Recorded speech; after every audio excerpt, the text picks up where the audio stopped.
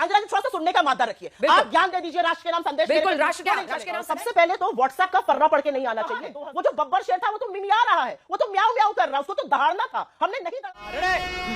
Sound take 7 action. अब ऐसे में स्वदेशी का ये पुश है, उसको कांग्रेस पार्टी कितना सुप्रिया जी सपोर्ट करती है? क्या आपको नहीं लगता कि अब यही एक तरीका है कि हम इसको कॉम्बैट करें, डाइवर्सिफाई करें? आप कहाँ थे ज्ञानी बाबा?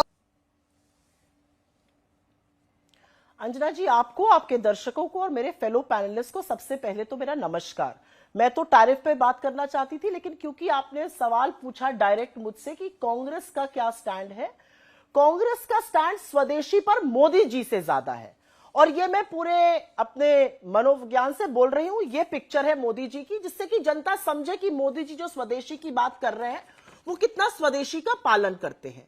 नरेंद्र मोदी जी जो मर्सिडीज की मैबैक गाड़ी में चलते हैं, जो घड़ी मोवाडो स्विट्जरलैंड की लगाते हैं, जो जूता केनिथ कोल अमेरिका का पहनते हैं, जो बोइंग अमेरिका के हवाई जहाज से चलते हैं, जो कपड़ा अरमानी का पहनते हैं, जो घड़ी जैसे मैंने बोला मोवाडो की लगाते हैं, जो पेन मोबला लगाते हैं, जो चश्मा बुल्गारी का लगाते हैं, जो इटालियन कंपनी है, वो स्वदेशी की जब बात करती है तो थोड़ी सी हंसी आती है। प्रधानमंत्री मोदी जी को जो वो समझा रहे हैं, पहले तो प्रैक्टिस करना चाहिए। प्रधानमंत्री मोदी जी को मोबला का पेन, मोवाडो की घड़ी, बुल्गारी का चश्मा, मेबैक की गाड़ी, बोइंग का हवाई जहाज, अरमानी के कपड़े त्याग देने चाहिए। मैं क्या करूं, फिर जॉब छोड़ दूं? सर्वप्रथम तो मैं ये कहना चाहती हूं, ये थोड़ा सीरियस डिबेट है और ये थोड़ा सीरियस मुद्दा है और इसको इसलिए समझना पड़ेगा। मैं 30 सेकंड आपकी इंडल्जेंस चाहती हूं बिना टोके हुए, जैसा कि भारतीय जनता पार्टी के प्रवक्ता के साथ हुआ। अंजना जी, समझना जरूरी है आज क्या हुआ। आज सुबह 9:30 बजे इंडियन स्टैंडर्ड टाइम पर हमारे 66% जो एक्सपोर्ट हम यूनाइटेड स्टेट्स को करते हैं उस पर 50% टैरिफ लग गया। उसमें जेम्स एंड ज्वेलरी है, उसमें टेक्सटाइल है, उसमें रेडीमेड गारमेंट्स है, उसमें मशीन्स है, मैकेनिकल इक्विपमेंट्स है, उसमें कार्स एंड स्पेयर पार्ट्स है, उसमें तमाम फर्नीचर है, बेडिंग है, मैट्रेसेस है, तमाम चीजें हैं। और उसके चलते हिंदुस्तान की जीडीपी को आज की तारीख में 2,17,000 करोड़ का नुकसान होगा। और अरे देवा, ये गड़बड़ है बाबा। नहीं अंजना जी, हिंदुस्तान का जो एक्सपोर्ट सरप्लस है, एक बात याद रखिएगा, हमारा यूएस के साथ एक्सपोर्ट सरप्लस है। हम यूएस को ज्यादा बेचते हैं, उनसे खरीदते कम है। हमारा यूएस के साथ टोटल ट्रेड करीब $87 बिलियन का था पिछले साल, वो घटकर $49 बिलियन पर आ जाएगा। इसका सीधा प्रभाव हमारे इन्वेस्टमेंट पर, हमारे एक्सपोर्ट पर, हमारी इकोनॉमी पर, हमारे निवेश पर, हमारे यहां की नौकरियों पर पड़ेगा। बिल्कुल आप बात करिए आत्मनिर्भरता की। आत्मनिर्भरता की बात तो पिछले 11 साल से हो रही है ना। और इसीलिए मैं एक लाइन कहना चाहती हूं, बिना कटाक्ष की ये लाइन है, जब फिसले तो हर हर गंगे, ऐसा नहीं हो सकता है।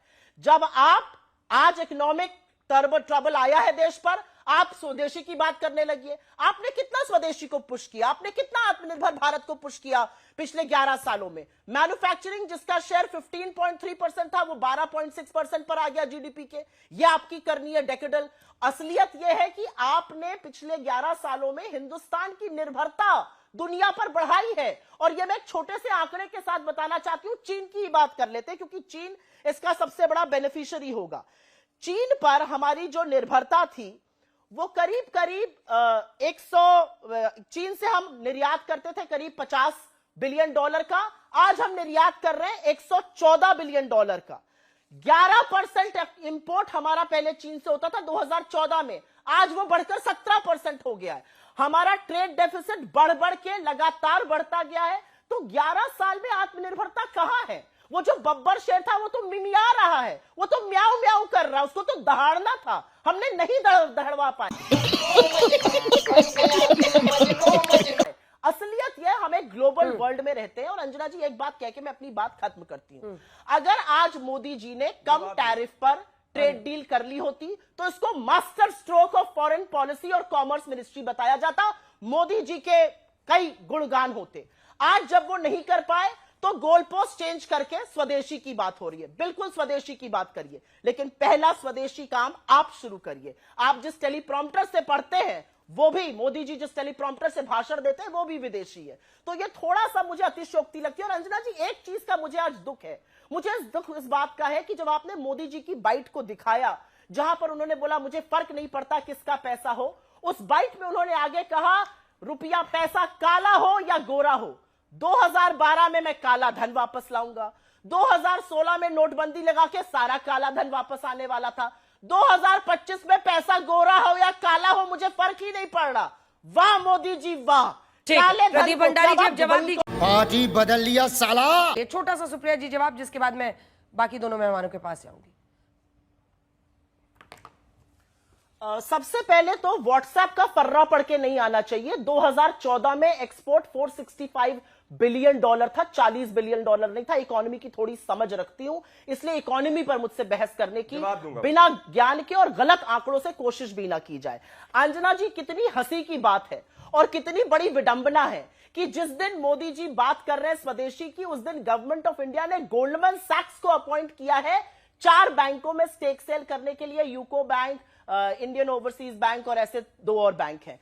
गोल्डमैन सैक्स को अपॉइंट किया गया, वो छोड़िए। अंजना जी, आपने ये जो खबर बताई सूत्रों के माध्यम से, मैं इस देश की नागरिक हूं। कांग्रेस बीजेपी तो देखिए होता रहेगा, मैं इस देश की नागरिक हूं। मेरे देश में आर्थिक संकट आया है, मेरे देश के उन क्षेत्रों में जहां पर करोड़ों लोग काम करते हैं। आज आप ही के चैनल पर मैंने देखा है तिरुपुर से लेकर सूरत तक फैक्ट्रियां बंद हो रही हैं, आप ही के यहां मैंने न्यूज में देखा है ये। और अगर फैक्ट्री बंद हो रही है तो उसका असर लोगों पर पड़ेगा। क्या इस देश के प्रधानमंत्री को देश को संबोधित नहीं करना चाहिए? ये सूत्रों के माध्यम से सरकार कभी डिफेंस मिनिस्ट्री के सूत्र बोलते हैं, कभी फॉरेन अफेयर्स मिनिस्ट्री के सूत्र बोलते हैं, कभी कॉमर्स मिनिस्ट्री के सूत्र बोलते हैं। अरे $87 बिलियन का एक्सपोर्ट करते हैं हम यूएस को, कहां से उसकी भरपाई होगी मैं ये जानना चाहती हूं। और अंजना, ये बड़ी अच्छी बात कही आप। एक बात यहां पर जरूर कहनी जरूरी है, आज हमारे एक्सपोर्ट का जो फायदा होगा वो किसको हो रहा है? वो पाकिस्तान जैसे देशों को, वियतनाम को, कंबोडिया को, इंडोनेशिया जैसे देशों को हो रहा है। असलियत यह है कि ऐसे प्रदीप जी, सिर्फ 2 लाइन का जवाब, आप सिर्फ 2 लाइन का ट्रंप को कोसिए और मैं भी 2 लाइन का जवाब। प्रसाद जी के पास जाना है। एक मिनट, नहीं अंजना जी, सुन लीजिए, जल्दी आप पूरा कितना कीजिए, भी जल्दी ट्रंप पूरा को कीजिए कोसिए। सुप्रिया जी, अरे जल्दी एक मिनट, पूरा। आप कितना भी ट्रंप को कोसिए, कर रही हूं, आप कितना भी ट्रंप को कोसिए, मैं आपसे 2 हाथ आगे कोसने को तैयार हूं। लेकिन असलियत यह है कि चाइना पर 30% का टैरिफ लगाए, हम पे 50% का लगाए, बांग्लादेश पर 35 पे लगाए, हम पर 50 का लगाए, पाकिस्तान पे 19 का लगाए, वियतनाम पे 19% टैरिफ। और अगर ऐसा संकेत वॉशिंगटन और यहां पर हर्षवर्धन श्रृंगला दोनों से आ रहा है तो इसमें कितनी पॉजिटिविटी देखने को, इंडिया को हमेशा कॉशन के साथ अब रहना होगा, क्योंकि अब डोनाल्ड ट्रंप सुबह उठने के बाद क्या कहेंगे, क्या करेंगे, इसकी गारंटी अमेरिकी भी नहीं ले रहे हैं और उनके बहुत करीबी भी नहीं ले रहे हैं। आशुतोष जी, देखिए, वो तो लाइटर वेन की बात थी। महत्वपूर्ण सवाल क्या है? दो चीजें बड़ी महत्वपूर्ण है। मुझे लगता है कि ये टेम्पररी सेटबैक है। क्यों मैं ये बात कह रहा हूं? इसलिए ये बात कह रहा हूं क्योंकि जिस तरीके से अलास्का में पुतिन और उसके बाद ट्रंप की मुलाकात हुई है, उसके बाद से देर सबेर वो उस युद्ध को खत्म होना है। और वो 3 महीने में खत्म होता है, 4 महीने में खत्म होता है, इसमें सिर्फ एक अटकल ही लग सकती है, क्योंकि रूस भी लंबे समय तक इस युद्ध को अफोर्ड नहीं कर सकता, यूक्रेन भी नहीं कर सकता और ट्रंप भी अफोर्ड नहीं कर सकते हैं। तो इसलिए ये टेम्पररी सेटबैक है, लेकिन सीरियस सेटबैक है। और मुझे लगता है कि इस टेम्पररी सेटबैक को अगर हम 1 साल के लिए मान लें तो ये कह सकते हैं कि हमारी जो एक्सपोर्ट है अमेरिका को, उस पर करीब $49.6 बिलियन का नुकसान हो सकता है। अक्टूबर 40 to 45% हमारा जो एक्सपोर्ट कम होगा अगर 1 साल का मान के चलें, या 25-26 की हम बात करते हैं। उसमें भी आपका जो होम टेक्सटाइल है और कारपेट है, जो अप्रोक्सीमेटली 66% जो आपका एक्सपोर्ट ट्रेड है, उसमें तकरीबन 50% लगेगा। तो उसमें आपको ज्यादा नुकसान होगा। ये सारा का सारा सेमी स्किल्ड जो हमारा लेबर फोर्स है उसको नुकसान होने वाला। महत्वपूर्ण सवाल क्या? महत्वपूर्ण सवाल यह है कि क्या इस अवसर को हम अपनी एक्सपोर्ट स्पेक्ट्रम में डाइवर्सिफाई सक्सेसफुली कर सकते या नहीं सक्सेसफुली कर सकते? अगर डाइवर्सिफाई हमने कर लिया, अमेरिका के ऊपर अपनी डिपेंडेंस अगर हमने खत्म कर ली, तो फिर यह भारत के लिए एक बड़ा अवसर भी होगा। मैं एक सेकंड आशुतोष, आप कुछ भी बोलो, ये नहीं सुनने वाला। अगर ट्रंप के दबाव में ये सीज फायर हुआ, मतलब इसमें तो बेसिक लॉजिक है, अगर उसके दबाव में ये हुआ तब तो हमको ट्रेड डील में बहुत अच्छा सा पास मिल जाना चाहिए था। अगर वो टैरिफ भी 50% लगा रहे तो जाहिर तौर पर भारत नहीं झुका ना। दोनों नाव की सवारी कैसे कीजिएगा? अरे अंजना जी, अब मेरी बात सुनिए। हाँ। अंजना जी देखिए, दो नाव की सवारी पर तो फिर मैं बिजली वाली जो केमिस्ट्री की आपने भी बात करी थी उस पर भी आऊंगी। उस केमिस्ट्री का क्या फायदा और थी हुआ? उस समय नमस्ते, केमिस्ट्री, काम। और थी उस समय केमिस्ट्री करके कुछ नहीं होगा। ये एक सच्चाई। बस हवा निकल गई। अंजना जी थोड़ा सा सुनने का मादा रखिए। आप ज्ञान दे दीजिए, राष्ट्र के नाम संदेश। बिल्कुल, राष्ट्र क्या, राष्ट्र के नाम संदेश देंगे। अगर आप पर्सनल होइएगा तो मैं भी पर्सनल होंगी, अगर आप पर्सनल होंगी तो मैं भी पर्सनल होंगी, और मैं 100 बार पर्सनल होंगी। मैं आपको बता रही हूँ अच्छे से। दलाल ज्ञान, I don't want your 2 cents. मत लीजिए, आई डोंट वांट, मत लीजिए, आपका फायदा भी नहीं होगा। मैं पूछूंगी अगर ट्रेड फायदा डील हो बिल्कुल, जाती, जिस वक्त जो स्थिति थी उस पर अगर रिपोर्टिंग की और तो उसी तरह मास्टर से की। स्ट्रोक था, नहीं हुई तो मास्टर स्ट्रोक है। देश का मीडिया तो बीच में मत बोलिए। अब आपको बोलना है बोलिए, जब आप मेरे बीच में मत बोलिए, मुझे बोलने दीजिए 2 सेकंड के लिए। अगर ट्रेड डील हो जाती तो मास्टर स्ट्रोक था, ट्रेड डील नहीं हुई तब भी मास्टर स्ट्रोक है। तो मीडिया तो जो कर रहा है वो सबको दिख रहा है। आपका जो बैकलॉग है ना, इमोशनल डैम इट। अगर आप स्वदेशी में देखें तो 140 करोड़ का उपभोक्ता बाजार है। एमएसएमई सेक्टर में एक जो नए सिरे से अब ये अगर स्वदेशी का मूवमेंट चल रहा है, लोगों में उछाल आता, आपको नहीं लगता ये सब पॉजिटिव इंडिकेटर्स हैं? और ये स्वदेशी की तरफ जो बढ़ा है मामला, खासतौर पर रक्षा के क्षेत्र में, फोन्स वगैरह के क्षेत्र में, ये एक लंबा प्रोसेस है जो हम लोग पिछले 11 साल से देख रहे हैं और वो जड़ पकड़ रहा है। अच्छा, हमको सिखा रिया है। नहीं, अगर इतनी जड़ पकड़ रहा होता, अगर इतना बढ़िया लंबा अच्छा प्रोसेस होता तो मैन्युफैक्चरिंग का जो पार्ट है जीडीपी में वो बढ़ जाता ना। वो घट क्यों गया 2014 से? आंकड़े तो झूठ नहीं बोलते, ये मेरे आंकड़े तो है नहीं, ये तो गवर्नमेंट ऑफ इंडिया के आंकड़े हैं। 15.6 से घट के 12.3 पर आ गया। बब्बर शेर दहाड़ तो रहा नहीं है, ये तो आंकड़े गवर्नमेंट ऑफ इंडिया के। अगर सब कुछ इतना चंगा सी है तो मैन्युफैक्चरिंग के आंकड़े क्यों नहीं बढ़ रहे? मैं आपको बताती हूँ क्यों नहीं बढ़ रहे। क्योंकि जो मोबाइल फोन हम बना रहे हैं उसके लिए हम $23 बिलियन का इक्विपमेंट इंपोर्ट कर रहे हैं। जो हम पहले 2017 तक $3 बिलियन का करते थे वो $23 बिलियन हो गया। उस पर भी अभी चर्चा करेंगे। लेकिन अंजना जी, मैं मूल मुद्दे पर वापस आना चाहती हूं, और मूल मुद्दा है ये जो ट्रेड डील हुई है, इसका नफा और नुकसान। मैं कुछ सेक्टर्स का नाम ले लेती हूं और उसका फायदा किसको हो रहा है। हमारा टेक्सटाइल और जो रेडीमेड गारमेंट का सेक्टर है वो हिट होगा 50% टैरिफ से। फायदा होगा बांग्लादेश को, वियतनाम को, मेक्सिको को, तमाम ऐसे देशों को, डोमिनिक रिपब्लिक को भी फायदा होगा। डायमंड में फायदा होगा इजराइल को, बेल्जियम को, थाईलैंड को, मेक्सिको को, चाइना को। एग्रीकल्चर और मीट में जिस पे हमारे टैरिफ लग रहा है, पाकिस्तान, थाईलैंड, वियतनाम और कीनिया को फायदा होगा। हैंडीक्राफ्ट्स में चाइना को, टर्की को, वियतनाम को फायदा होगा। लेकिन यहां पर मैं 1-2 बातें आपकी जानकारी के लिए और आपके व्यूअर्स की जानकारी के लिए रखना चाहती हूं। क्यों? क्या हुई? 58 पे रुपया मिला था 2014 में, 88 पर दस्तक लगा रहा है। इधर उधर की बातें मत करिए। रुपए को कहां से कहां तक ले आए, कोई चुप हो जाइए। अब आप HSBC का डेटा नहीं, गवर्नमेंट ऑफ इंडिया का डेटा कोट करती हूं, जो आपको शायद समझ में नहीं आता है। असलियत यह है, बोलिए सुप्रिया। असलियत यह है अंजना जी कि यूएस के साथ जब हम ट्रेड कर नेगोशिएशन प्रदीप जी, उनको बोलने दिए, टाइम कम है, कहां पर एंड अप हुए। टाइम कम है। और असलियत यह भी है, बोलिए।